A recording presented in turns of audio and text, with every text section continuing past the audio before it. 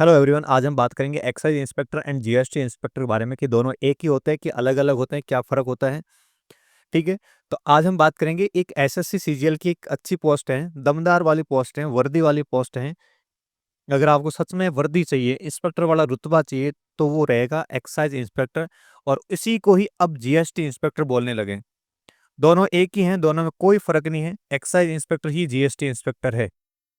पहले एक्साइज होता था, अब जीएसटी इंस्पेक्टर होने लगा है। इसके लिए आपको एसएससी सीजीएल का एग्जाम देना पड़ेगा। एसएससी का एक एग्जाम होता है CGL, combined graduate level exam, CGLE बोलते हैं। इसका मतलब एग्जाम हो जाएगा। ठीक है। इस एग्जाम के लिए आपकी क्वालिफिकेशन ग्रेजुएशन होनी चाहिए मिनिमम, चाहे किसी भी स्ट्रीम होगा। इस एग्जाम का पैटर्न क्या होगा उसके लिए अब अभी हम बात करेंगे।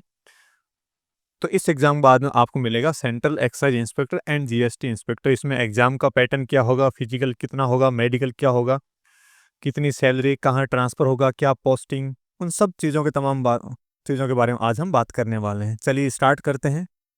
तो अगर आप इस चैनल पर नए हैं तो ज़रूर इसको सब्सक्राइब ज़रूर करेंगे पहले, ताकि हर दिन आपको एक नई पोस्ट के बारे में डिटेल में जानकारी मिलेगी। चलिए, तो देखो आज हम इस पोस्ट के बारे में कंप्लीट डिटेल में जानेंगे। तो अगर आप सीजीएल का एग्ज़ाम देकर जीएसटी इंस्पेक्टर बन जाते हैं तो फिर आपको कुछ इस तरह से चीज़ें मिलेगी।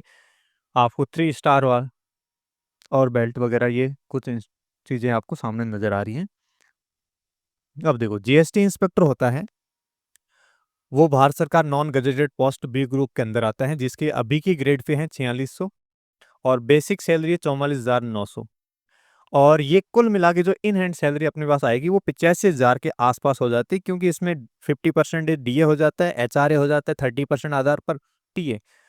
तो देखो, ये जो सैलरी बता रहा हूँ मैं आपको बता रहा हूँ एक्स सिटी की। ठीक है। वाई सिटी की अगर बात करें तो वाई सिटी की थोड़ी सी कम हो जाएगी, मान लो 81,000 के आसपास, 2-3 हज़ार का फर्क हो जाएगा। और जेड सिटी की बात करें थोड़ा और कम हो जाएगा, 2-3 हज़ार। तो करीब करीब ये 78,000 के आसपास, 77,000 के आसपास इन हैंड सैलरी आ जाती है। अब बहुत सारे लोगों का कंफ्यूजन ये होगा कि एक्स वाई जेड सीटियाँ क्या होती है। देखो, पिछले जब मैंने वीडियो बनाया था इनकम टैक्स वाला, ठीक है, ईडी वाला बनाया, तब सब बोल रहे हैं कि ये एक्स वाई जेड सिटी क्या होगी। इसके बारे में भी आपको बता देता हूँ। देखो, एक्स सिटी कौन सी है इंडिया के अंदर। एक्स सिटी की बात करें, एक्स सिटी के अंदर ये इतनी सिटी है: अहमदाबाद, बेंगलुरु, चेन्नई, दिल्ली, हैदराबाद, कोलकाता, मुंबई एंड पुणे। इतनी सिटी एक्स सिटी है जिनके अंदर सैलरी थोड़ी ज़्यादा मिलेगी। ज़्यादा मिलने की वजह ये है कि आपका बेसिक सब में सेम होता है, डीए सबका सेम होता है। अब ये एचआरए है ना, उसमें फर्क होता है। एचआरए कितना कितना होगा, एक्स सिटी में हो जाएगा 30%, बाकी में थोड़ा कम हो जाएगा 28-24 इस तरह से। तो ज़्यादा फर्क नहीं पड़ेगा। ये ओनली ऑन एचआरए की वजह से थोड़ी सी सैलरी में कम ज़्यादा हो रहा है, क्योंकि अगर आप दिल्ली जैसी सिटी में रहोगे तो आपको रहने के लिए जो घर का किराया वगैरह होगा वो भी महंगा होता है ना, इसलिए थोड़ा सा टीआरए एचआरए थोड़ा सा चेंज होता है। उसके बाद में वाई सिटी के अंदर आप देख लो बहुत सारी सिटीज हैं, और इसके अलावा जो भी सिटी बच गई है वो है जेड सिटी। तो आप अपनी सिटी देख लेना कि आपकी सिटी एक्स सिटी में आ रही है, वाई में आ रही है, जेड में आ रही है। जल्दी से आप इसका स्क्रीनशॉट ले सकते हैं।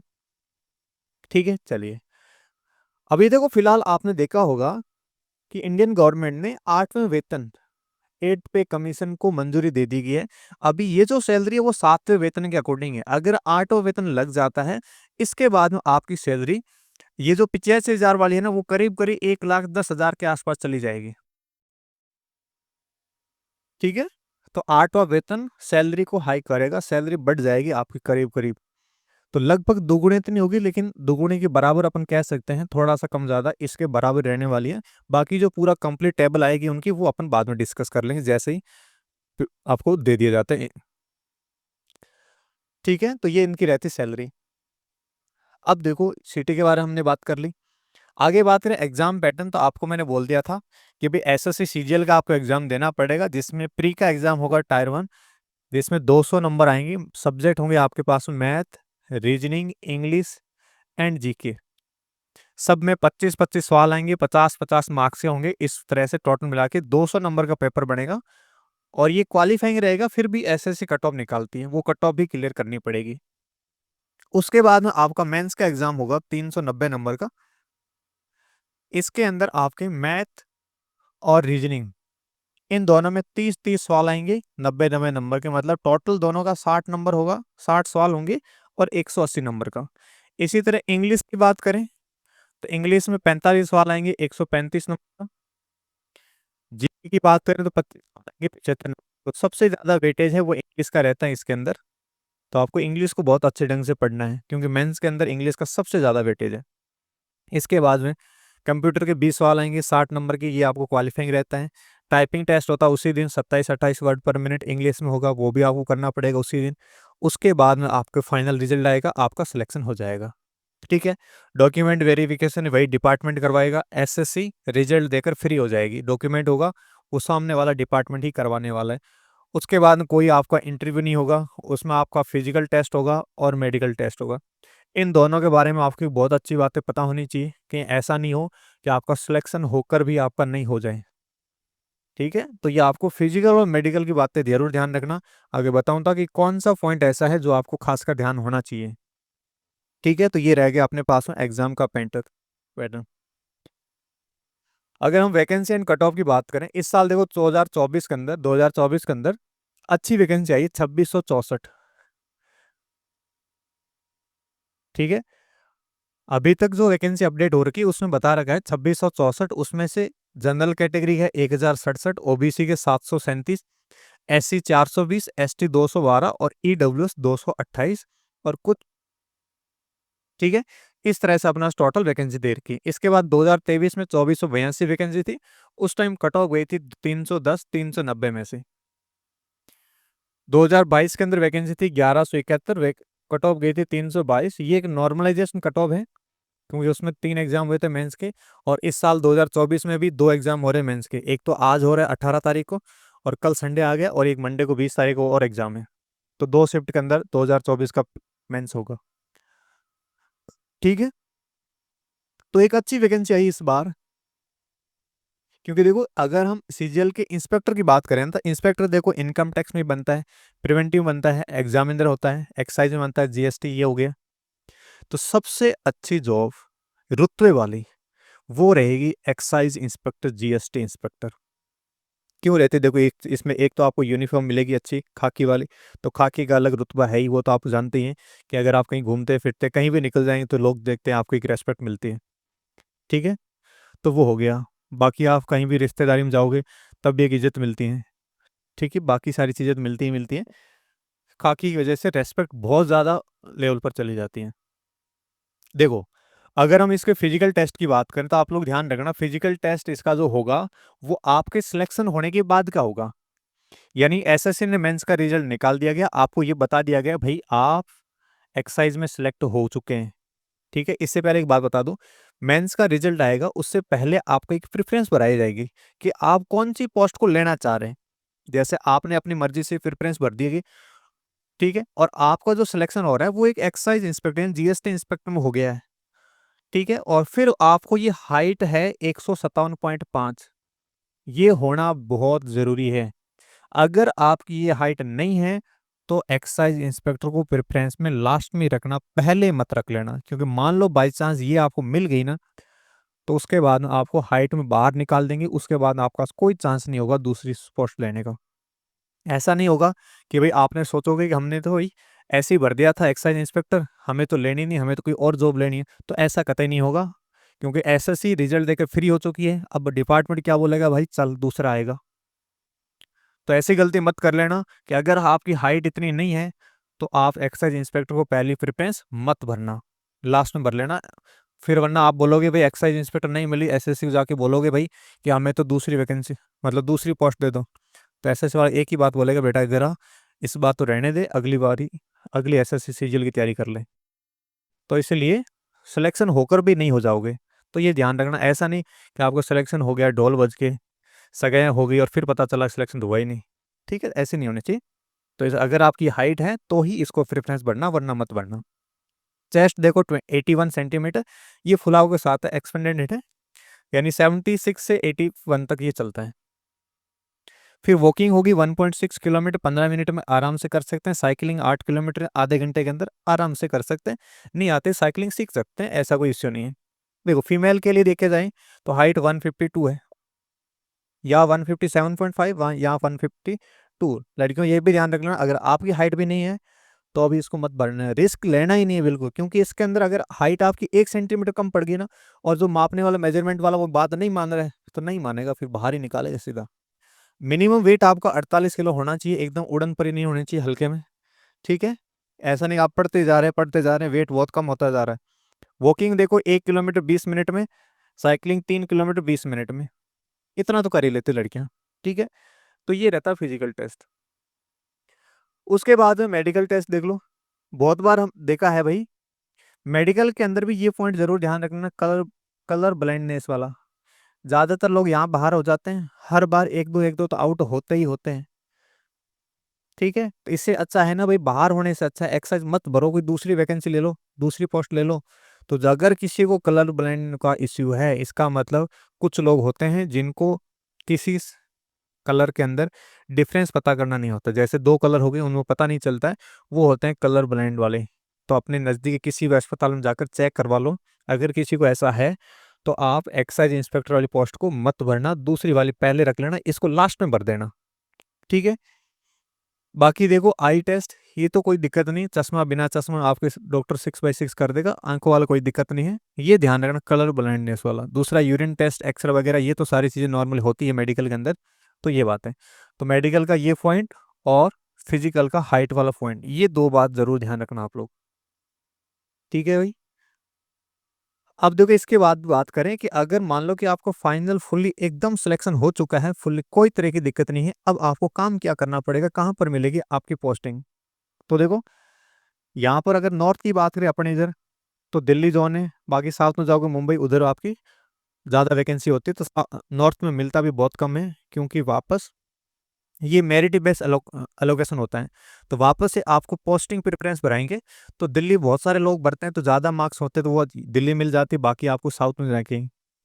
तो साउथ में ज़्यादा वैकेंसी, इसलिए ज़्यादातर लोग साउथ मिलते हैं आपको, एक्साइज वाले दिल्ली में बहुत कम होते हैं। फिर देखो साउथ के अंदर क्या है, कस्टम अलग हो गया, एक्साइज जीएसटी वाला काम अलग हो गया।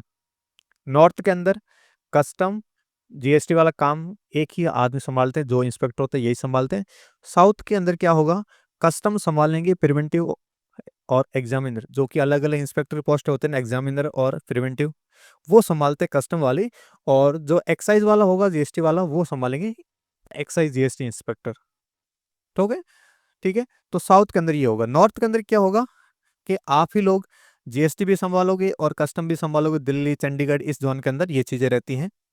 तो इसमें के अंदर डेस्क जॉब एंड फील्ड तरह की, दोनों तरह की जॉब होती हैं। फील्ड के अंदर क्या होगा, रेड्स होगी, working on complaints, port and airport. देखो जब भी आप जीएसटी इंस्पेक्टर के रूप में है, मान लो दिल्ली जोन के अंदर, और आपकी पोस्टिंग होगी दिल्ली एयरपोर्ट पर, तो उस टाइम अगर एयरपोर्ट पर पोर्ट पर जब पोस्टिंग होगी, तो आपको इंस्पेक्टर रहते हुए भी वाइट ड्रेस में जाना पड़ेगा। इंस्पेक्टर ड्रेस खाकी होती है, लेकिन आपको वाइट में जाना पड़ेगा, बाकी काम में सब में खाकी चलेगी। ठीक है, डेस्क जॉब में क्या होगा, रिपोर्ट्स ऑफ केस, केस की रिपोर्ट्स बनाना, एडमिनिस्ट्रेशन और ऑडिट वर्क। ज़्यादातर देखो ऑडिट वाला काम ही रहता है। धीरे धीरे आपकी काम कुछ साल बढ़ जाता है, उसके बाद हम फील्ड में भेजते हैं रेट्स वगैरह। बाकी ज़्यादातर काम स्टार्टिंग में आपका डेस्क वाला ही रहता है। वर्कलोड कोई ज़्यादा नहीं है इसमें, आराम का काम है, फैमिली के साथ वक्त बिता सकते हैं, छुट्टियां जितनी चाहो ले सकते हैं, छुट्टियां कोई मना नहीं करेगा। ठीक है, छुट्टियां लेना। इसीलिए एक्साइज इंस्पेक्टर सबसे जोरदार जॉब है, रुतबा का रुतबा, मौज की मौज। और क्या चाहिए जिंदगी में आपको, पैसे तब आपको पता है, आठों वेतन लग गया, अब खूब पैसे ही पैसे। ठीक है, ये बातें ध्यान रखना। देखो इसके अलावा कुछ अलाउंस मिलते हैं आपको, जैसे यूनिफॉर्म अलाउंस मिल गया 10,000 रुपये हर साल के, ये तो मिलता ही मिलता 10,000 का। अब ज़्यादा मिलने लग जाएंगे, सीएससी हो गया, child education allowance, leave travel concession हो गया, मेडिकल हो गया, हॉस्टल सब्सिडीज हो गया, ये सारी चीज़ें आपको मिलती रहेगी। तो सारा खर्चा सरकारी उतारी, आप बस सरकार के दामाद बने बैठे हैं। ठीक है भाई, चलो इसके अलावा देखो ट्रेनिंग की बात करें, ट्रेनिंग आपकी 2 फेज में हो जाएगी। पहला फेज होगा 12 वीक का, जो कि इन हाउस यानी NACIN, यानी ये जो आपकी बिल्डिंग दिख रही है ना, national academy of customs and indirect tax and narcotics, इसके अंदर आपकी 12 वीक की ट्रेनिंग होगी। उसके बाद 2 वीक की ट्रेनिंग होगी, वो किसी भी पुलिस या पैरामिलिट्री फोर्सेज एकेडमी होगी उनके साथ में हो जाएगी, किसी पुलिस एकेडमी या फिर पैरामिलिट्री के साथ में होगा। क्योंकि ये भी ट्रेनिंग ज़रूरी है कि मान लो कि आपको फील्ड में काम करना पड़ा, कभी रेड के लिए जाना पड़ा, तो उस टाइम आपको ये वाली ट्रेनिंग की ज़रूरत पड़ेगी, इसलिए आपको पहले से ट्रेनिंग करा के रख लेते हैं। तो 2 तरह की ट्रेनिंग होती है, ये तो जॉइनिंग के बाद जल्दी हो जाती है, इसमें थोड़ा टाइम लगा के किसी टाइम करवा सकते हैं 2 वीक की कभी-कभी, ठीक है? तो इस तरह से आपकी हो जाती है यहाँ पर ट्रेनिंग। ये देख सकते हैं आप लोग बिल्डिंग है, ये इसका पूरा नाम लिख दिया। अब देखो प्रमोशन की बात करें, प्रमोशन बहुत फास्टली होते हैं, सॉरी फास्ट नहीं होते हैं, इसमें बहुत धीमे-धीमे होते हैं। फास्टली होता था ईडी के अंदर, एईओ के अंदर। अब देखिए इसमें डिपार्टमेंट एग्ज़ाम होते हैं हर 2 साल में। अगर आप चाहें तो डिपार्टमेंट एग्ज़ाम देते जाओ, इस तरह से आप आगे से आगे प्रमोशन हो सकते हैं। और पहला जो डिपार्टमेंट एग्ज़ाम होगा तो आपके जो प्रोबेशन पीरियड होता है उसके बाद ही होगा। देखो एक्साइज इंस्पेक्टर आप सुपरिटेंडेंट बन जाते हैं 7 से 8 साल के बाद में, पहले नहीं बन पाओगे। ठीक है, फिर सुपरिटेंडेंट से आप जाओगे असिस्टेंट कमिश्नर, असिस्टेंट से आप जाओगे डेप्यूटी कमिश्नर, डेप्यूटी के बाद में जॉइंट, जॉइंट के बाद में कमिश्नर, ठीक है। लेकिन जो सीजीएल्स वाले जाते हैं वो लगभग डेप्यूटी या फिर ज़्यादा जोर मारे तो जॉइंट तक जा सकते हैं। ज़्यादातर डेप्यूटी तक ही जाते हैं, इससे ज़्यादा नहीं जा पाएंगे, तब तक आपकी टाइम हो जाता है सर्विस पीरियड, ठीक है। क्योंकि देखो इस डिपार्टमेंट आने के लिए आप एसएससी की तरफ से जाओगे तो सीजीएल का एग्ज़ाम दे सकते हैं, और आप यूपीएससी सीएससी का एग्ज़ाम देकर भी आ सकते हैं, उसमें सीधा आप बन जाते हैं आईआरएस, रेवेन्यू ऑफिसर, ठीक है। तो दोनों तरीके से इस डिपार्टमेंट आ सकते हैं। तो ये रहता है अपने पास प्रमोशन की चीज़ें। देखो कुछ चीज़ें और ध्यान रखो आप लोग, आपके जो सवाल आते हैं कमेंट्स के अंदर उस हिसाब से कि यूनिफॉर्म, देखो यूनिफॉर्म आपको खाकी वर्दी तो मिलेगी, लेकिन इसके पहनना कोई ज़रूरी नहीं होता कि डेली डेली आप पहन के ही जाओ। कभी कभार कुछ ओकेजन वगैरह होता तो उस टाइम ज़रूरी होता है, बाकी आप पैर जाओ मत जाओ कोई मना ऐसे कहने वाला नहीं है। ट्रांसफ़र तो होंगे ही होंगे, जो आपको जोन मिल गया उसी जोन के अंदर होगा, उससे बाहर नहीं जा पाओगे। वेपन्स, देखो ये तो एक एक्साइज इंस्पेक्टर इंस्पेक्टर पोस्ट है, तो वेपन्स आपको मिलेंगे ही मिलेंगे, इसमें कोई दो राय नहीं है, ठीक है। ये सारी चीज़ें हैं। तो मैं उम्मीद करूँगा आपको इस पोस्ट के बारे में बहुत अच्छे ढंग से सारी चीज़ें समझ आ गई होगी, ठीक है। तो आप लोग कमेंट करेंगे आपको ये सेशन कैसा लगा। इसी तरह से हम एक नई पोस्ट के बारे में अगली वीडियो में लेके आएंगे। आप लोग जल्दी से कमेंट करके बताना मेरे को कि आपको अब किस पोस्ट के बारे में जानना है और क्या क्या चीज़ें जाननी है, वो भी कमेंट करो ताकि उन चीज़ों के बारे में भी रिसर्च करके आपको सारी चीज़ें बताई जाएगी। Thank you.